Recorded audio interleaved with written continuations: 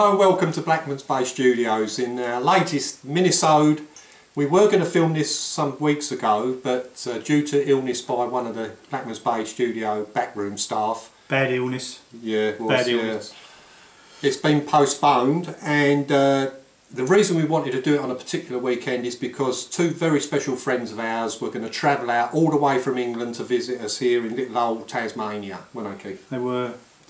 And unfortunately, and most of you know that Kenny Osborne passed away some months ago with quite a big, fast reacting cancer, and so they couldn't come, and it would have been this week, wouldn't it, that they would have been here. Yeah. So we would have been sitting here having a beer with him. So on that, we thought we would sort of. Now we've done how many videos we've done on Kenny? Well, let's not forget, Blackmans Bay Studios exists today because of Ken and Ira Osborne. That's right. That's right. Because 6 years ago, Ira contacted us and asked us to make a little video message for Ken for the surprise birthday party she was planning for him. Now, we did that and we got the bug, didn't we, Keith? Yeah, we did. It was a good video, went down well, and then from there on we've sort of grown to bigger, better things. Got a website, you know. So yeah, and here's the reason. Now we've done them before, but because there's a few new faces on the Facebook page. I thought, well, why don't we do some stuff on Kenny? There's some old stuff that people have already heard. Yeah. But we've actually got some new material about Kenny, and just hope you enjoy it. Yeah, let's not. I mean, this is our dedication to our old mate Ken. You may have heard of some of the stories we're going to tell before, but they're still funny. We love still talking about Ken and the fun we've had when we were younger. And the new people who are new on the group, they wouldn't have heard him anyway. So it's really aimed at them, isn't it? Yeah, yeah. You know. I hope you enjoy it. And, yeah. So where we're going to start? Well, I mean, you've got a little bit down there about his work history, Mick, haven't you? Yeah, well, for the benefit of people who didn't know Ken that well, I would say Ken was about just a tad under 6 foot tall. He had a fantastic physique, didn't he? Yeah. He was regular size and everything, never had any problem getting clothing or anything like that, whereas me, who's like a streak of piss, I had a hell of a trouble getting clothing. And so with Ken, he had this boundless enthusiasm for what he did, and you couple that with extreme strength. He was a very, very strong bloke, very, very powerful. Now, especially when he had hammer in his hand. Yeah. So if you've got a very, very strong man, very, very powerful, and you link boundless enthusiasm with that, there's a possibility of a few little problems there, isn't there? Yeah, yeah. And I think that's really how we remember Ken. Yeah. And so this is what we're going to talk about partly. Firstly, though, I'd like to talk about the paint shop that he worked in after he left school. I think that was one of his first jobs. And Ken was one for finding an angle, wasn't he, Keith? Yeah. Now, the angle we found in there is that the till only went up to £4.19 and 11. So if anyone come in and wanted something and it wound up the bill was about 12 quid, it'd be £4.19 and 11, £4.19 and 11, and the rest used to go in Kenny's bin, didn't it? Yeah. Now, he was telling me about this once in a pub, and I was saying, you know, what does the boss say? You know, how do you do? He said the boss does wonder why he can only afford to smoke number 6 cigarettes, and he said, I'll smoke State Express 555. That means nothing to me as a non-smoker, but there you are. Some people who do. Yeah, well, they were the posh cigarettes in those days, weren't they? When Ken worked at Coates's as well, down on corner of Crickle's Corner there, it was the Ink, or what, I can't remember what way round it was. Coates Inks. Coates Inks was one end, and then over at Cray Valley you had the other Coates. But anyway, he worked there for a while, and Ken was telling me he worked with a bloke who was a right topper. You know, anything you said, he knew it better and was saying. And I was sitting down having lunch one day, talking about their old jobs, you know, any interesting jobs they've had. And this geezer, he turns around to Ken and he said, do you remember when they used to have the old death sentences? And Ken said, yeah. He said, and the old judge, he said, before he pronounced the sentence of death, he said he used to put the like a black cloth on their wigs. And Ken said, yeah. He said, well, I was the bloke who used to hand him that cloth. as though that's a profession, you know what I mean? Yeah. What a job, eh? Oh, well. But why don't we tell the classic story, I suppose, which always, you know, reminds me of every time I see, even the car reminds me of Kenny. The classic story of the Ilman Imp. Yeah. So we're over the United Services Club at Bromley playing darts, and get there, beautiful. Came out, snow. You know, there was a foot of snow everywhere. All the cars were all snowed over. Anyway, there was about 4 of us. So Kenny goes up, and it was Ira's car actually. Yeah. And Kenny puts the key in the lock, and it's frozen. Just car's frozen. So, you know, Kenny being Kenny, you know, that the Ilman Imps used to have a little quarter light window. So Kenny boots this window in, puts his hand in, we get in the car, Kenny puts the key in, and he looks around, he goes, fuck me, this ain't Ira's car. We get out. It makes you wonder. Get out, and then 4 cars away, there's Ira's car getting it, and we drove off. Now, I don't know what we never nicked anything from the car, but I bet that bloke had a right surprise shock, didn't he? Yeah. But how bad do things have to be before you start smashing the windows of your own car? Yeah, but it wasn't. It's the way Ken thought, wasn't it? But it was immediate. You know, it was immediate, wasn't it? Yeah. Now, talking about this little car, this Ilman Imp, it was Ira's pride and joy, and she made a mistake of letting Kenny get his hands on it.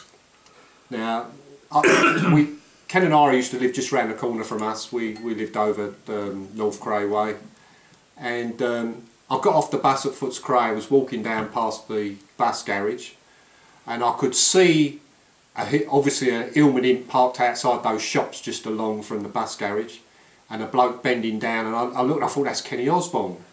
Anyway, I walked up to him and I said, hello Ken, alright, what's up? And he turned around and he went, this fucking car. I said, why, what's up? He said, I know what it is. He said, I know what it is. He said, I changed the head gasket and I cross-threaded all the bolts on the head. And he knew he'd done it. Yeah. Wonder why it won't go. We, many of you might not know, but me and Kenny worked in Bahrain for quite a while, back in 1977 it was. And one of the things we did when we got there, because we were both playing darts at the time, and somebody said, oh, there's a British club in Manama. He said, I'll arrange for us to play a dart match down there. It's great. So we'll go down to this dart match. There's Dickie Hooker, me and Kenny. There was, I'm not sure if Ricky came. I think Rickwood might have been there. I think he was. And Dave Lewis, and you know, heap of people going. So we had this dart match. We beat them, of course. And came as we were coming out. Kenny, because we didn't have a dartboard, didn't even know where to buy a dartboard in Bahrain. No. Kenny decides to nick the fucking dartboard, right? Yeah. So as they're going out the door, Kenny's walking out with this dartboard, gets caught, and the next thing now this was a beautiful club we're talking about, British club. It was absolutely sensational. Had a beautiful swimming pool. The booze was pretty cheap. It was really luxurious, you know. And the first thing they did was banned us all. Everybody from the tarmac site where we worked out near Manama Airport, all the British people was banned from the club and never allowed back. You know? Good old because Ken. yeah, because you know, that's the way it was. Now, having worked with Ken many times and had many incidents with Ken, one that always sticks in my mind, and regular viewers will have heard me tell this before, but it always amazes me that it happened. Believe me, it happened. We was working on a job near Cannon Street Station called Queen Ive. It was a big block of flats, a huge place right on the Thames, and all the material was stored in a flat right down one end of this big long corridor, and Kenny used to take twice as much as anybody else. It's that boundless enthusiasm again. And he had all this equipment on his shoulder, and he's marching down the corridor like this at a rate of knots. Now there was an electrician who was working, leaning forward, working on the wall of the corridor. Now most people would say, slow down, say, watch out mate, and go past him and then carry on. Not Kenny. He's marching on, he goes, stay where you are. And the bloke went, what? And he went, bash! And Kenny poleaxed him with all this stuff he had on his shoulder. The bloke was knocked down like a sack of shit. You know. And while we were in Bahrain, there was an Irish bloke who, you remember, you know, Bahrain was actually all rock, yeah, which is almost solid rock.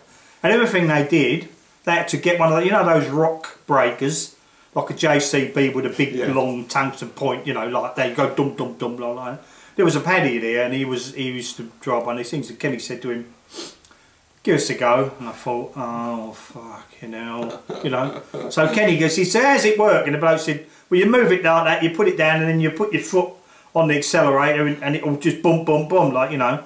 So Kenny started digging this thing in, bump bump bump bump bump bump bump bump bump.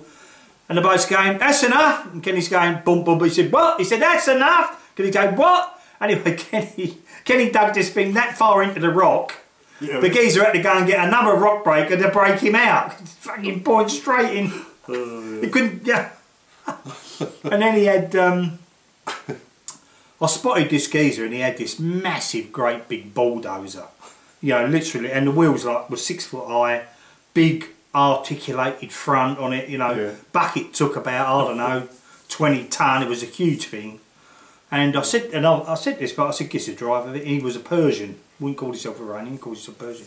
He said, I said, give us a go. He said, yeah, go on, help yourself. So I'll get on this thing, and it was, honestly, it was absolutely sensational. 1,000,001 levers, of course. You know, so I drove it up the road about, I don't know, 300 yards, turned it round, came back and parked it there. Kenny said, can I have a go?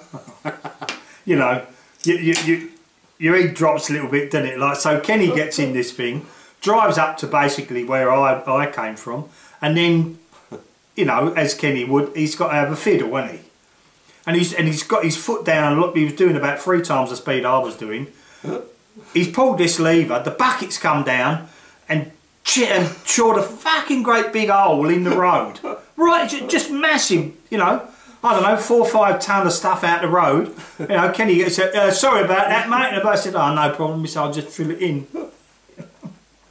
Yeah. What about up in Newcastle, Keith? Oh, we had a few things going up there, didn't we? Yeah. Well, I should tell the story of Kenny. I wasn't there, but the story of him on the train. He gets on a train. He gets on a train with Roger Elsey. And back in them days, remember the old intercity trains?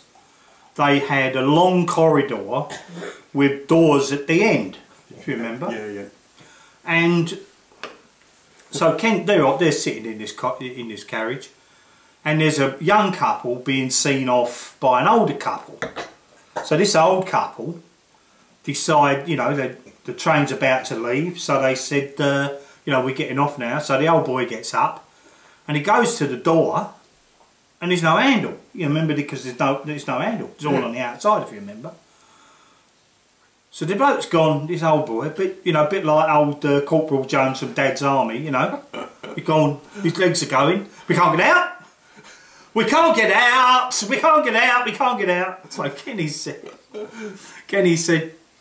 wind the window down and open the door from the outside. And instead of this geezer winding the window down, he's walking up and down the corridor exactly like Corporal Jones, going, wind the window down, wind the window down, wind the window down. And Kenny and Roger are sort of on the floor crying with laughter, yeah. Like, you know. What about the talent contest? Oh, God. We went out one night for a drink and went in this, it was a big hall, wasn't it? Yeah. And they was having a talent contest, and I was standing at the bar. I remember standing at the bar, and I was struck by the barmaid. She was a middle-aged woman, and she had more than a passing likeness to my mum. And I said, cool, you don't have to look like my mum. And she went, I'm not your mum, don't start all that. I said, oh, you know, whoa, hold on. You know, so from then on, whenever whenever we wanted a drink, I said, "Excuse me, Mum, can we have a drink over here?" What used to wind her up rotten. Anyway, Keith got up, told a joke, didn't you, Keith? Yeah. There was, the winner was, it was 10 pints of beer. Yeah. That's what you won for this thing. I go, yeah. So Keith told the joke and it went down really well. And then Kenny thought, I'm going to have a go at this, didn't he? Now, it's not easy to get up in front of a lot of people on a stage and tell a joke. Believe me, it's not, is it? No. Keith's got a lot of experience of it, makes it look easy. So Ken got up. I would say Ken probably... Bearing in mind, this was the time, this is one of the time before men, well, comedians, ever dropped the F word in front of women on the stage. Never. You never saw it, did you? No, never. And I remember that Ken got up, started telling a joke. The joke was a bit okay because I knew what the tagline was. And I was sitting there, I remember thinking, whatever you do, Ken, don't swear. Don't swear, Ken, whatever you do. And he did, didn't he? He did. And the silence in this hall, I mean, there was a lot of people in there, Keith, wasn't there? Yeah. The silence was deafening, wasn't it? Yeah. Anyway, he came off, so I ended up winning it, do you remember? Yeah. You know, with that joke. Bloke came, patted me on the back. He said, have 10 pints. So we had, I think there might have been 3 or 4 of us. Anyway, yeah. We drank the 10 pints. But this place was so big, it had another bar round the back. And one of the barman that was in one of the thing actually started to serve round the back. And it was like a cross changeover thing. He said, oh, great. You know, he said, you've done really well, mate. He said, you won 10 pints, haven't you? I said, yeah. I said, look, we're a bit full up. I said, can we have 10 gin and tonics? He said, no trouble at all. So gets the old gin and tonics out. And, oh, dear. Yeah. That was it, wasn't it, eh? Yeah, it was a good night, that was. Yeah, it was. Ken had a good time, but that joke... Oh, yeah. No, I'll tell you the one story we ought to tell, and people have heard it. In the hotel we were staying at, they had... an actor was staying there, or he said he was an actor. Yeah. We didn't believe him, did we? Because he was a bit... He was a prat. You know, he was a prat. Anyway, he said he was an actor. And he was acting in a play in Newcastle with Honor Blackman. And he was playing the lead role. And we were jibbing him up about the lead actor having it off with the leading lady, you know. And, you know, giving it all large. And it was about 2 o'clock one morning, me and Kenny came home. And we're walking down the road, we've had a few, and this bloke had a Jag. And, no, sorry, he didn't have a Jag, there was a Jag sitting outside the bed and breakfast. Yeah. And when we looked, it's Honor Blackman in there, and she's snogging this geezer. Me and Kenny was dumbfounded. I mean, absolutely dumbfounded. What's Osborne do? Goes up, taps on the window, he goes, oi, are you Honor Blackman? And all of a sudden she's put the car around, whoosh, straight down. Yeah. Must have thought we was the paparazzi or something, huh? You know. Yeah. How about, yeah, go on, tell the story of Kenny with the card school in the Partridge. Oh, yeah. There was 3 blokes in the Partridge, used to go in there regularly. You had Bert Archer, who only had about, I think those 2 fingers were missing, his small finger. Then you had Jack Spratt, whose all the tops of his fingers were taken off. And some off on what the other hand. Yeah. And then you had Snitchy Dennis, who had an accident at work, and he lost some... Well, he lost his fingers. Didn't Bert he? Archer lost his thumbs as well, didn't he? Yeah, I know. I don't know how he played darts, but he managed to play darts. Anyway, the 3 of them were playing cards, and we were walking out. We were going, so probably going to a dart match, and then Kenny went, "Look at them 3 there. They can't get a hand between them." He was right, wasn't he? Couldn't make a pair of hands between the fucking pair of them. Yeah. He was in tears, wasn't he? Yeah, he was. He was absolutely in tears. Keith Wright was there, and all. I remember Keith Wright being there because he's, you know, he's actually mentioned that. Yeah. So we was over to Duchess of Kent one night. And because Ken used to come with me when I used to play over there on a Tuesday night. And I do remember Chrissy Scott. Huh? Yeah. Chrissy Scott was a fantastic dart player. Yeah, he was. Back in the day. He was Kent 18 player, was a really good player.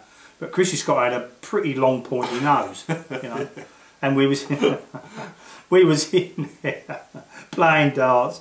Anyway, Chrissy Scott had a bit of a runny nose, and because everybody was laughing about it, he said, "Hang on," he said, "I've got to blow my nose." And Kenny said to him, he said, "Don't," he said, "I'll blow it." He said, "I'm fucking closest." Yeah, what I loved about Ken, he was very quick with the gag, wasn't he? Oh. And what about, tell the story about the Pro-Am dart tournament with Acker Bilk. Yeah. We go over to this Pro-Am dart tournament, and Georgie Simmons was playing, because he was a great player, George, Kent player, and they had all these bloody pro players, Eric Bristow and what's I mean, they had the amateurs, which consisted of people like Simon Williams, he's not a tall bloke, wasn't he? Yeah.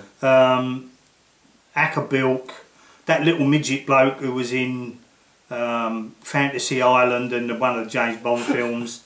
Knick-Knack. Yeah, Knick-Knack. And there was a couple of women Was Brian players. Clough there? Brian Clough was Yeah. actually quite a good dart player. Yeah. Well, he threw a dead straight dart. Anyway, Acker Bilk, I can't remember who Acker Bilk was partnered with. And this place, there was thousands in this place. Yeah, it was absolutely packed out. It was a great night. So Acker Bilk's just about, he got up on the hockey like that, and as he got up, the place went silent. Because in those days, you didn't have all the cheering while the people were playing. It was all dead silent, you know. So as he's got up, Kenny's gone, "Acker, me old cacker!" He said, "You ain't no stranger to these shores." And Acker Bilk turned around and said, "Why don't you fuck off?" I remember going to pictures with Ken to watch a Bruce Lee film, which were very popular at the time. And we're sitting there, and Bruce Lee has this massive great fight with a woman. And I'm not talking about just, you know, it was a real big fight. And Kenny shouted out, "I'll teach you to come home pissed." And the whole theatre roared with laughter. And I mean, Kenny's timing was fantastic.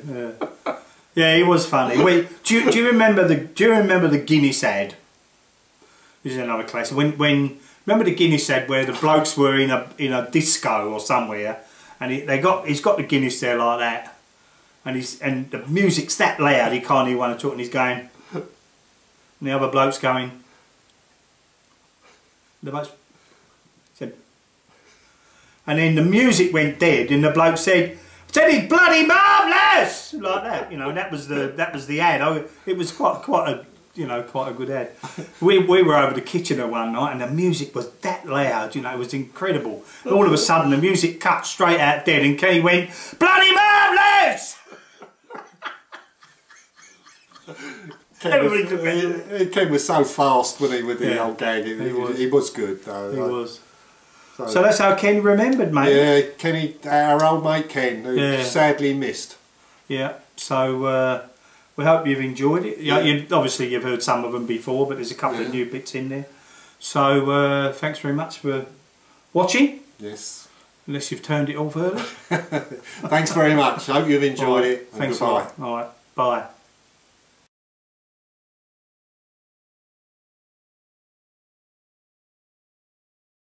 This has been a Blackmans Bay Studio production.